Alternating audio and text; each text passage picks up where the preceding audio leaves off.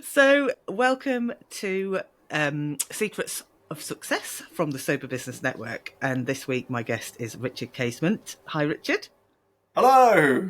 So, Richard's the founder of Clean Break, and Richard is going to be talking to us today about how to launch an alcohol-free drinks brand, specifically a beer, which is no mean feat. And definitely not for the faint-hearted. So, welcome, Richard. Do you want to just tell us a little bit about you before we get into it? Yeah, thanks, Janet. Yeah, first of all, success stories. When you said that, I was like, I don't know if I crossed myself a success story quite yet, but yeah, it's going in the right direction. As long as that continues, then I'm happy. But yeah, so for pretty much my entire adult working life, from kind of leaving school, being at uni, and beyond there till pretty much last summer of 2022, so 18 months ago, I worked in the alcohol industry. So whether it was working in bars, managing bars and restaurants, or then going into sort of sales roles, brand ambassadorial sales roles within the drinks industry, within the alcohol industry, both with various different brands, wines, spirits mainly, and then also working in sort of wholesaler roles as well. So kind of the route to market part of the supply chain. That really is my career. And then I decided that on a personal level, alcohol was no longer serving me as a consumer of alcohol back at the end of 2021. And yeah, long story short, I took a break from alcohol. That kind of went, initially was sort of 6 months because I was training for a big event. Quickly, within the first couple of months, I was like, actually, this is really good. I'm really enjoying this. I'm getting loads of benefit. There's no negative. Why haven't I done this sooner? But then I was faced with this total conflict of, like, on one hand, I'm actively distancing myself from the thing that I'm supposed to be promoting and selling. And it just didn't really, I guess the job sort of didn't really align with my personal values anymore. And so I kind of found myself in this really quite quite difficult, sort of mentally challenging scenario where I felt it was the right time to do something different, but it was all I'd ever known and ever done. And, when you're faced with kind of leaving something, I guess a bit like a relationship that is probably not right for you, but, being able to break away from that because you're so used to it and you're so comfortable in that scenario and that environment was really difficult. And I made that decision and left in the summer of 2022, not really knowing what I wanted to do. I knew what I didn't want to do anymore, and that really was sell booze. And had a bit of an identity crisis. The good thing is, though, within all this period, I'd started doing some of the deeper work in terms of kind of myself, mindset, working with coaches, sort of removing limiting self-beliefs and things like that. So that had really helped me get to sort of some of the roots of some of the challenges that I was having mental health wise a year or so before.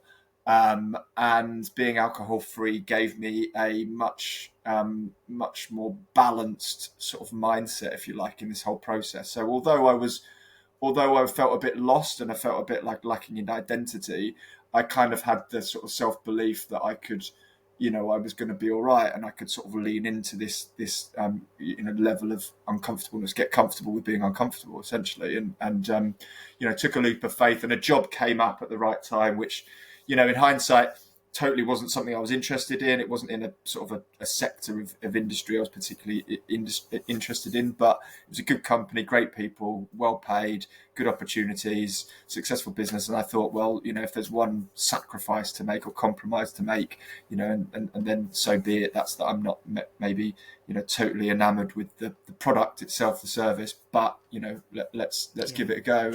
And that was last summer, and I did that, and it didn't work out. I did 2 months and quite quickly realised it wasn't for me. And in that period, I had already started thinking about the concept, the idea of clean break had kind of come to me.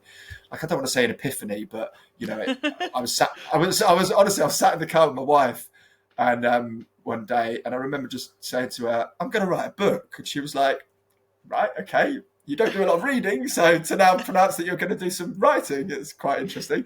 I was like, yeah, I'm going to write a book. She's going, "Okay, what's this book going to be called?" I was like, "It's going to be called Clean Break, My Messy Divorce from Alcohol." And the intention was for it to be a book about, how I've gone from working and being in the alcohol industry and all tied up Yeah. in that to then moving away from it and making a clean break from a lifestyle that wasn't serving me anymore, a consumer of alcohol, a career that wasn't giving me fulfillment and meaning and purpose and all that kind of thing. And I probably still will write that book, but at the time I realized it probably wasn't going to be a short-term fix solution to, earning enough money to pay the bills. So I sort of put that idea aside, and then I worked again with my coaches on a weekend retreat where we worked on everything from meditation, yoga, breathwork, mindset, limiting self-belief, goal setting, all this kind of stuff, NLP. And that was when Clean Break kind of grew some legs and was like, actually, I love the concept of Clean Break. I really love what it stands for in my head, and the name is great.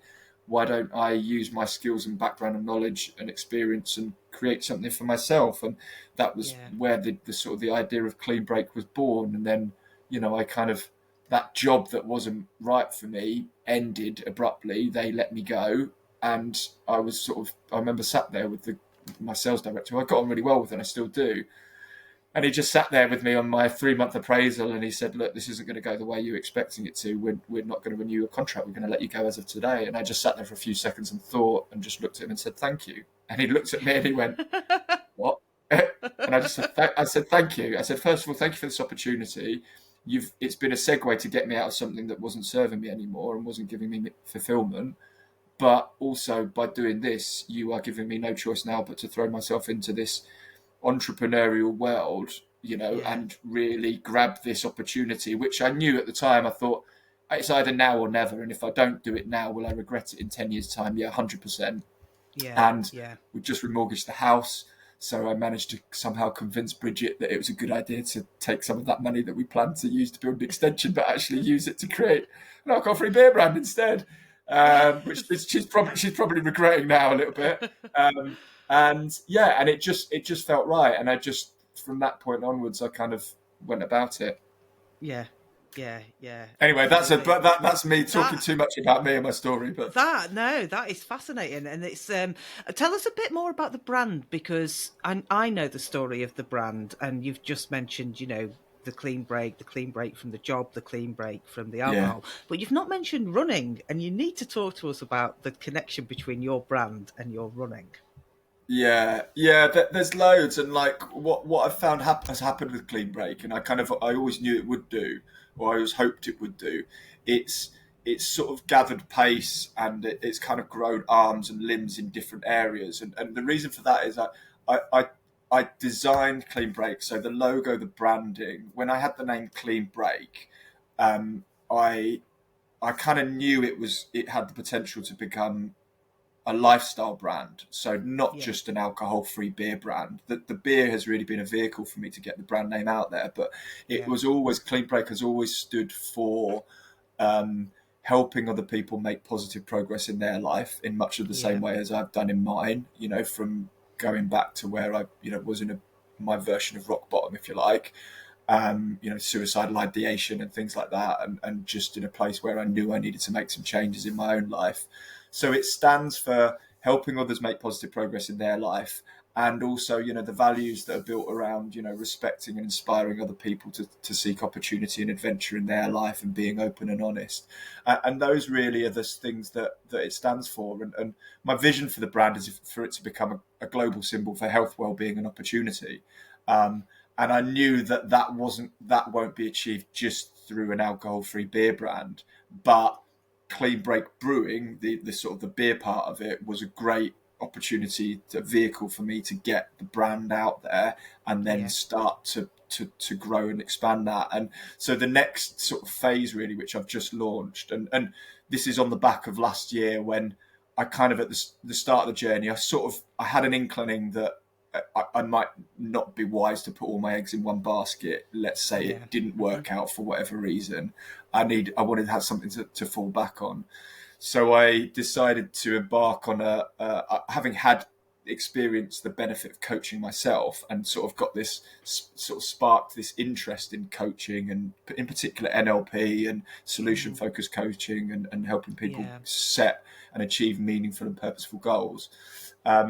I kind of saw that as something that I thought I might be able to use. So I went on this journey with Andy Ramage on his Arete Way coaching course, 6-month diploma in coaching and positive psychology, and that was incredible. It was a sort of a not just a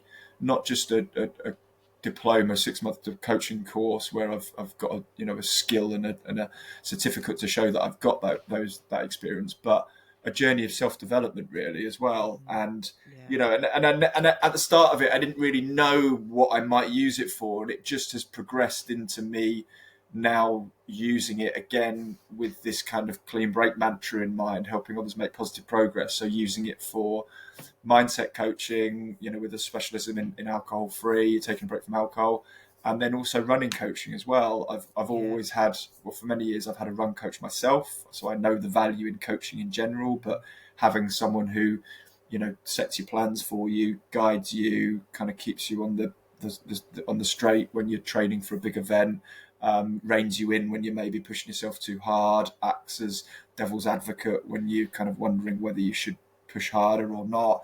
And then also someone who kind of holds you accountable really for, if it's really easy to sort of lie to yourself or say, I'll go for a run, I'll do it tomorrow. And then, you jump on a weekly call with a coach and they're like, how's your week been? It's like, I'm really sorry, I've had a bad week. It's like, right, okay, well, why is that? What can we do to change that? What can we do to help you claw it back next week? So I've sort of seen the value in coaching for running in particular. And it's just led me to now use my experiences of being coached, and my knowledge of the sort of the technical side, the sort of practicalities of running and helping other people run. So Clean Break Coaching has now joined Clean Break Brewing as one of the pillars of the Clean Break, the overarching Clean Break brand, the health and wellbeing brand, if you like. So that's really exciting, and it's going to grow in 2024 as well. Hopefully there'll be the other key fundamental parts of the brand which are all up here, and I'm kind of part of the master plan which will evolve this year. Brilliant. And of course you're coming to join me now. I was going to say I'm starting next week in 3 days. In fact, Monday we start, don't we? So I can't wait, because I mean, I've done the Great North Run 3 times, and I never quite got it in 2 hours. I did 2 hours and 2 minutes, but that was, that's a decent time, isn't it? Fantastic time. It's a decent time. I don't even think, well, the course I'm doing with you is getting me from 5k to 10k, which I just, honestly, I don't know what is, I think it's, we're not really here to talk about me and my running, but there's something about being the age I am, being female, maybe there's hormonal things going on, I don't know. But I just I'm getting fatter and slower. And it's like, I just need some help to reverse this trend that my body's on. I don't know whether running will be the whole answer, because there must be diet things as well. But honestly, don't feel like I'm eating that badly, but it's just bizarre. I think it's just an age thing. I don't know. But I'm really looking forward to getting more into running. I'm really excited for it. And I had a call last night. I've done a couple of sort of Q&A free Zoom taster calls for people who are perhaps a bit unsure whether it's right for them. Because what often happens is people come and first start talking about all the reasons why they can't or they won't. It's all of the sort of the limiting beliefs, and that's great. That's just food to me, for me to just go to sit there and go, okay, right, brilliant, right. And then it's like, right, okay, so what evidence do you have for that? And it's always like, oh, well, I did it a few years ago. And it's like, okay, well, why does what you did 2 years ago dictate what you can do now or you might do going forward? And I always use this analogy of, a baby, a small child, and their brain hasn't evolved enough and had enough experience in the world to formulate opinions of what they can and can't do based on previous experience. They haven't got that basis of experience to do so. So when they first start to walk, when they stand up and grab the sofa and take a couple of steps and fall back on their bum, they don't think, oh, I've failed, I can't do that. That's my past experience. That's telling me not to try it again because I can't do it. They think, right? Well, they don't even think. They just get up again and they keep doing it. And it's the absolute most basic analogy to use, but I think it's so important. I think it almost strips being an adult human back to basics, the Yeah. fundamentals of what we can and can't do as humans. And Yeah. I think for me, running and a lot of physical exercise, I think in general, but certainly running is 90% up here in the brain, Yeah. and Yeah. whether we believe we can, whether we believe we can't, we're probably right, Mm. and I always start with that sort of positive psychology stuff and Yeah. getting people to use different language, Yeah. and just take it, approach it with a different mindset. Yeah. Well, I'm in my running kit. I'm going for a run in the daylight. I've got a new routine with running. So my natural pattern is to run first thing, but it's just too damn dark, isn't it? So I'm Oh God, getting it's into the horrible at this habit. time of year. It's too much, isn't it? And it's just so miserable. So I'm getting into the habit of having a lunchtime run. Um, and I've got a really supportive husband who's been making me lunch every day so that I can then like sort of trough some food in between running and having a shower, drying my hair quickly for my next Zoom call or whatever it is. But I've Yeah, been maintaining it actually, so I'm hoping that brilliant. that's a routine that can work ongoing. So yeah, getting Oh, out for a well, run that's a great thing midday. to do. Mm, Yeah, and I think that's a prime example of you don't have to go out. Your run doesn't have to be like an hour long no, 10K. Doing something is better than doing nothing. And I say that to definitely. people like just get out, and even if you just go and run for 2 minutes, 5 minutes, whatever it might Yeah, be, doing yeah, something. Starting. Everyone starts from a different place. And yeah. it's all relative. And I always use the analogy: run your own race. Don't focus Mm, on what other people are doing. Where you're yeah. at in your runner journey is relative to you and you only. Yes. And Yeah. other runners aren't concentrating on what you're doing. They're No. focusing on their own running. Believe you Everyone's me. obsessed by their own running. Yeah, they are. Oh, yeah, their own Garmin, their Yeah, Strava yeah, stats. yeah, Everyone's obsessed with their own yeah, stats. So yeah. don't think for a second that anyone is looking at you and thinking, "Oh, Yeah. look, there's a new runner there. They don't know what they're doing." Not in the No, slightest. no, definitely not. No, everyone's just paranoid about how they look when they're running, which, is very relatable. So let's just take it back to launching a beer brand then. So if there's anyone listening who's thinking about launching an alcohol-free drink, where on earth do you start? What do you do first? Yeah, good question. Really good question. Yeah, I think so. For me, and this isn't necessarily the right or wrong way of doing it per se, but like for me, it obviously started with the sort of the idea, the name, the brand, and I feel quite lucky that was so um, that was such an obvious thing to me. It was so clear that Clean Break was the right name for it. It was the perfect fit, and it just felt right. And then there was probably two things that I first started doing at about the same time. So one was starting to reach out to people, and what I did know at the time was that there was certain things in the process that I would need external help with that I didn't have experience of Yeah, myself, that I would need to get other people on board with and essentially pay them consultancy fees to do it for me. One of those was branding, design, right. kind of Okay. creating the brand, and then secondly was the liquid itself, the development Yeah. of the recipe and the liquid. It was, I'm not a brewer. Hmm. I understand the process of brewing, just like I understand the process of making spirits, other alcohol and wine, and brewing. Essentially, brewing beer starts life in exactly the same way as you'd make whiskey. It starts with water, Mm, malted barley, and yeast. yeah. And that first process to make both of those things is exactly the same. The only difference really between, and this is kind of simplifying things a little bit, but the main difference between making something like whiskey and beer is a whiskey then goes through the additional process of Mm, distillation to sort of refine the alcohol, if you like. yeah. And then, layer in making it alcohol free beer. It was like, right, okay, hang on. So how do we get from brewing a beer to 4 or 5% to then having something that's less than 0.5%? So I knew that I needed help in both those areas. And I just started kind of researching and searching, Googling and looking on LinkedIn and reaching out to people who I thought might help and just trying to make some contacts really and trying to network Yeah. with people. And I came across my designer that I worked with, lovely chap called Mike, who at the Yeah. time lived up here in Saltaire, so not far from me and Okay. you. And yeah, and met him for coffee, and he was his business is the Brewers Design Society, so Oh, he brilliant. kind of does some freelance design work, and he's done some stuff for other breweries in the past and a few other brands. And we met and we had a coffee. We got on really well, and I just felt there was a really good connection there. He really bought into me, the brand, the idea.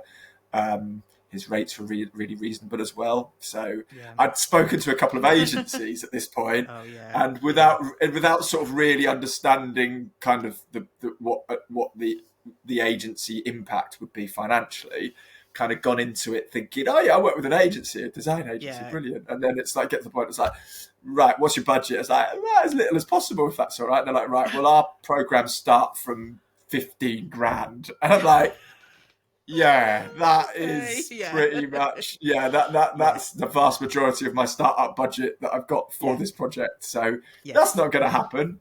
But that might be something in sort of a latter phase of the brand, if where the cash Yeah. flow's improved, and I'm able to reinvest and go back to redesigning or reworking on the brand, or doing some tweaks in that sense. But like Mike's rates were hourly rates, and it was like, yeah, brilliant, this is really Yeah. going to work. And he kind of had a Yeah. pretty good idea of how many hours of time it would be. And he was brilliant because he went down a very iterative process, to and fro, really starting with the sort of the basics and the fundamentals of, right, who's the core customer, what are the kind of keywords, what are the values of the business, what's the Yeah. identity of the brand, what does Clean Break stand for, and that really helped me in the process to then help, Yes. kind of really flesh out what Clean Break was and what it stood for and what it was going to mean going forwards. So that was brilliant. And then we got to that. We obviously worked together for a number of weeks and got to that point of having the branding that I liked, which was then become a digitally printed can. And then for the liquid part of it, again, it was a similar thing. Sort of, who can I use? What are the options? And you can go to someone like Brew Lab up in Sunderland, who are a very well established business that do a lot of consultancy work for different startup breweries, not just alcohol free, but alcoholic as well. They have a reasonable fee rate to work with them to do various different parts of the process. But then I also came across Jordan from Mash Gang, and this Love was Jordan. about, yeah, and this was back in, it was probably October, November 2022. So it was just as they were starting to really get some traction, Yeah. having and I would imagine Jordan will probably say this himself. Before that, it was a couple of years of kind of really hard slog, Yes. very very hard work trying to do essentially what I'm now doing as well. And they were just starting to fly, and he'd done some consultancy work himself, and he kind of was at the point where he didn't really need to do any more consultancy work, but he was really kind and generous to give up his time and have a chat with me, and I told him about my crazy vision and all this kind of stuff, and he was kind enough to sort of say, look, I like it, I like you, I really like what you're doing there, the sound of it, I think it's great, and I'm happy to give you some help. So he became my kind of liquid consultant, if you like. Oh, um, yeah. and and just the learnings that I took from the time, the conversations that I had with Jordan and the exchanges that we had were like so valuable, and I'm so Yeah. pleased that I did, we did build a relationship and work together, Yeah. because had I not, I don't think, in fact, Clean Break, certainly the quality of the product wouldn't be what it Yeah. is now. Yeah. Yeah. And the learnings and just acting as a sounding board for me, not just for the liquid, the beer itself, but in business terms as well. Someone Yeah. who's kind of been through it and done all those things at the early stage, um, was really important. So yeah, Yeah. so it's been Yeah. I feel really lucky to have worked with both those people. So those are the Yeah. two things that I worked on: brand and product. So look and Yes. feel and taste and flavour. Yeah. And for me, it was always about. It was never about cutting corners. It was never about doing something so quickly just to get it to market and create it and make it as cheaply as I possibly could to stack it high and stack it cheap. Um, Yeah. which you sadly you see a lot of in the drinks industry in general. Yeah. You know, lots of brands. You know, it's like, oh, what's the quickest way for us to make £1 million? Oh, I know. We'll put it in a gold-plated bottle and we'll drizzle in unicorn tears glitter. Yeah. And it will sell, and it will appeal to lots of people because it will look great on shelves and look great in packaging, but the liquid's absolute shite, and they haven't put any investment or time, you know, or bothered about raw ingredients or anything like that. Whereas for me, it was always, I don't want to compromise. I'm not prepared to compromise just because I need to reduce costs in the process, because that is a short-term mentality and that's a short-term approach, and this isn't a short-term thing. I'm doing this as on a long-term project. You know, this is something that I want to do for the next 10 years, whatever. Well, you know, I think the product speaks for itself, Rich. I have to say, you know, I have some in my fridge at all times, and I just think you can see the influence of Jordan in it, actually, because I do think he's such a talented brewer. I mean, I'm a big fan of the Mash Gang brand, and I do buy into their short-term.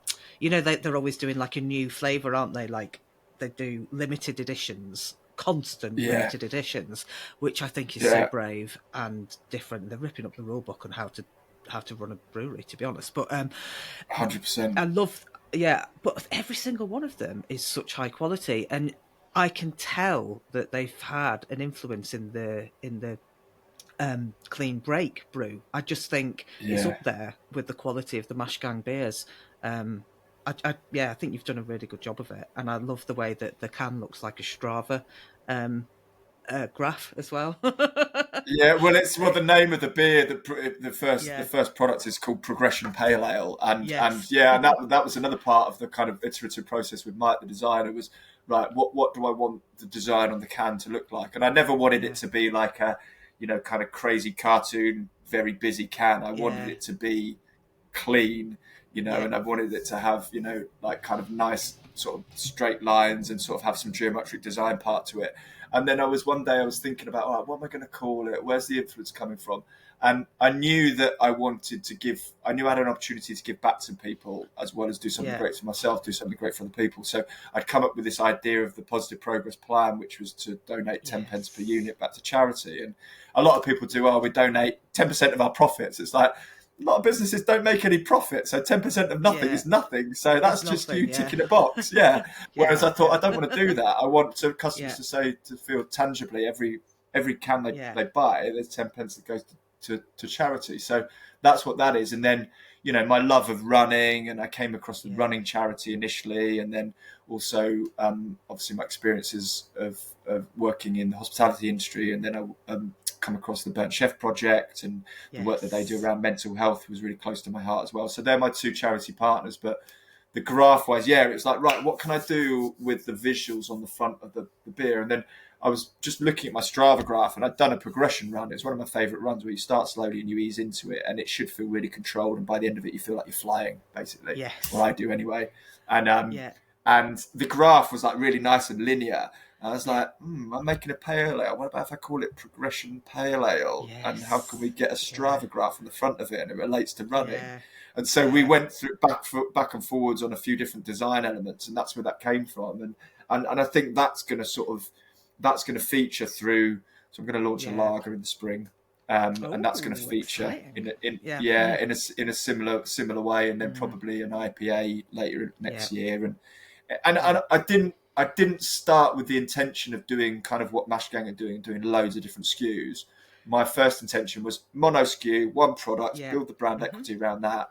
Now, that's great from a logistics perspective, but it does have its limitations around choice, variety, wholesalers not willing to take a risk on one SKU products, this kind of thing. So I'm itching to get the lager out there in the spring. Which will give me the two products, and I think you know, as a pair, they will be really powerful together. Yeah, definitely. I think it is a good commercial decision. That, I mean, there's not many brands that have a single product, are there? When you think about the marketplace, I think you need a little bit of choice.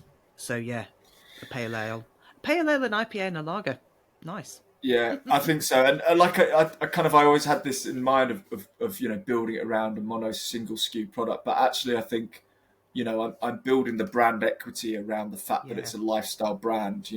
Clean Break Yes. as a brand, what that stands for, and then the brewing part of it has got a couple of different SKUs. The coaching part has Yeah. got the mindset and the alcohol free, and the running Yes. part of it. Yeah. I don't want to give away too much, but there's a couple of other elements that are going to come into it Ooh, later on this year. I'm excited. Um, I can't wait to see yeah, what you but do next. Yeah. I'm super excited about it, and the Yeah. challenge I've got, like any new business startup, self-funded project, is the two things I need are the two things that I haven't got, and that's time and money. Yeah. So No one ever has as enough time or money. Yeah. no, so Yeah. it's at some point there's Yeah. going to have to be some form of like investment that Yeah. comes into it. Yeah. Um, Yeah. Yeah. Well, yeah, we've got someone coming into the accelerator program later in the year to talk about raising investment. Maybe they can help. I don't know. yeah, I I can put saw you in that. touch with them Yeah, sooner than that if you want. But yeah, yeah, that I'll would do be that really and introduce you helpful. to him. Yeah, Actually, he's a nice guy, really nice guy. yeah. So, couple of questions that I ask all of the guests. What are you most proud of as an entrepreneur? What am I most proud of as an entrepreneur? Do you know what?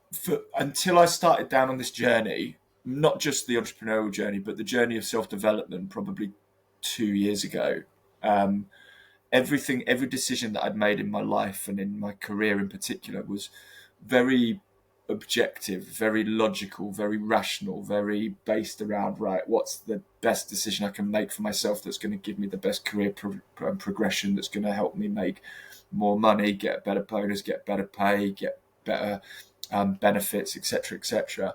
And it was always a very, very much weighing up the risks and what's the opportunity versus risk and all this kind of thing. And it was always I always saw myself as a very logical, rational kind of minded person in terms of those decisions. And I think that stems back to when I decided to quit uni and go into working in go straight into working. And that's that was part of that. I think has come from my dad. He's very much that type of person, and I remember him sort of saying to me at that stage, he said, look, do what you want to do, but just make sure you've got a plan and you've got a rational, objective, logical plan in place that's going to support you. And I think I always used that. And then I think since then, in the last couple of years, I've just ripped up the rule book and I've totally Yeah, changed my mindset. And I've done everything now that's what's right in here. What's my gut yeah, telling me? yeah, What's my heart telling me? And so far, it's served me well. And I think I'm most proud of the fact that I've done that. I've leaned into every fearful opportunity. I've leaned into every sort of bit of resistance that I've had, and I've yeah. learned to get comfortable with being uncomfortable, and I've done it anyway. And I've experimented, and the nature of an experiment is you don't know the outcome. If you know the outcome, it's Yeah, not an experiment. So taking risks and doing things that I wouldn't have done before, that I've not known whether they're going to work or not. I think that's what I'm most proud of. yeah. So you should be. It's not an easy thing to do. It's not easy at all. No, everyone would be doing it if it was. Exactly, exactly. And what would you say was your biggest mistake that you've made as an entrepreneur? Everyone always says, "Oh my god, I've made so many. Which one shall I pick?" I I think it took me a while to really realise the importance of saying no. Right. I I think too often I've just been like, yeah, I'll do that. That sounds great. And then Yeah. it's like all of a sudden you've got loads of things on your plate that you're trying to do. And I think part of that comes from being alcohol free and having so much energy and sleeping amazingly and waking up really early in the morning and feeling like I can pretty much take on anything, kind of thing. Um, but yeah, being too willing to do things that other people have asked me if I Yeah. want to do or want to get involved with, and then also, then from a business perspective, doing things that have cost money, that I've paid for, that I perhaps shouldn't have done, in hindsight. And if I could Yeah. go back and start again, I think I would have I would make different decisions along the line about things that I've spent money on, which Yeah. I wouldn't do if I did them again. Yeah. Interesting. Yeah, it's really easy to. It is really easy to waste money when you're starting up a business, or like I've made some poor decisions around software, for example. I've wasted so much money on going into the wrong software, right? And loads of time and money on that. It's difficult because you don't know until you get into it what you're going to need in 3 or 6 months' time. It's quite hard Yeah, when you're new yeah, to it. And like a couple of years in, it's like I think a lot of people end up almost like scrapping what they did and starting again if you can. Like, or I just feel like I just know so much more after a couple of years. Yeah, and I'm still learning, but yeah, I would agree with you on that. Like, I don't think I waste money now in a way that I did at the start, which is mm, interesting. Mm. mm. Mm. Wise words. And what advice would you give to someone who's like in the very, very early stages of business, like a fledgling entrepreneur, just putting their toe in the water of going into the alcohol-free drinks industry? Any words of wisdom? Yeah, I think you've got to start somewhere. Start with something, whatever it is, take that first step, And for me, it was registering the business, registering the name of Mm-hmm. the business, which is the business is registered under a different name to Clean Break, so it's like a trading as name.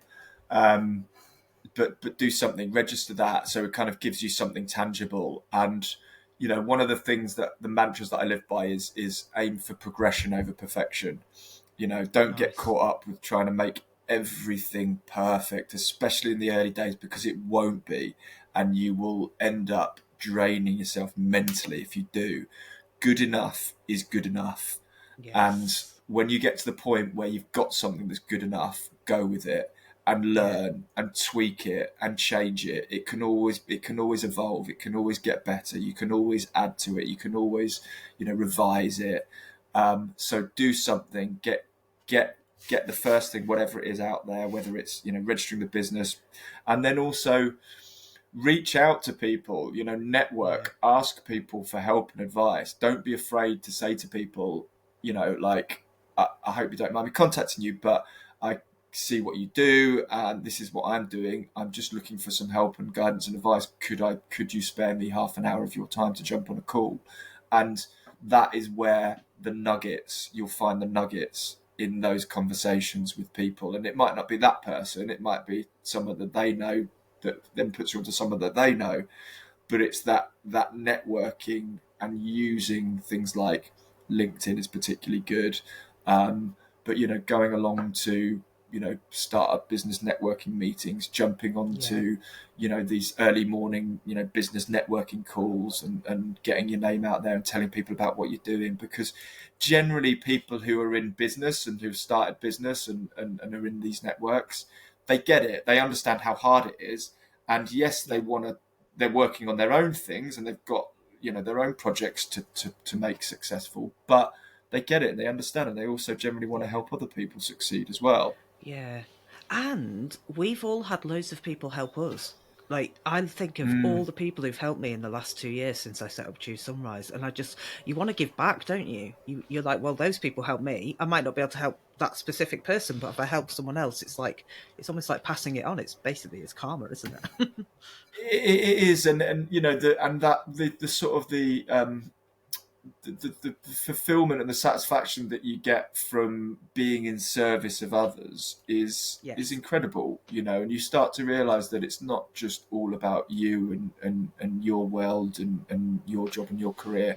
It's about doing stuff with other people as well and helping other Yeah. people. And I'm really pleased to now be sort of doing that with my coaching business, and now Yeah. we may have a little person appearing on the camera because Oh, my hello. wife's gone to work and it looks like she's got her wellies on and she's coming out to say hello. So, Oh, fantastic. Well, we'll let you go any hello. minute. Don't worry. Oh, she wants to go to the neighbour's house. So, Hello. Well, this your is daddy will be Heidi. free This in is just a Janet. minute. Hello. Thank you, Janet. Yeah. Um, Yeah. Yeah, Oh, it's it's good so lovely to timing. chat to you. It is. It's perfect timing. Absolutely perfect. I wanted to just finish by asking you the question I ask absolutely everyone, which is, what is your favourite thing about being sober? Oh, there's so many. It's like asking me what my favourite movie is or what my favourite song is. My favourite thing about being sober, it is so hard because there are so many great benefits from it. But I think for me, I'm not like I'm 2 years now, so I'm sort of way beyond the sort of ups and downs of those early stages of, kind of still having a bit of ambivalence towards, the perceived value of alcohol in your life and that kind of thing. But I think sleep is really good. Yes. Sleep Yeah. is really good. And sleep is one of the fundamental cornerstones for everything else.